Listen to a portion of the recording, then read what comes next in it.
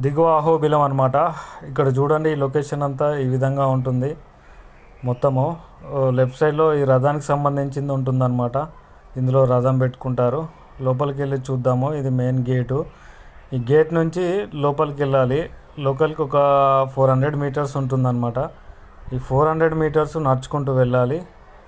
ఇక్కడ మీకు రైట్ సైడ్లో ధర్మసత్రం కూడా ఒకటి ఉంటుందన్నమాట. చూడండి, లోపలికి వెళ్దాము. ఈ విధంగా ఉంటుంది.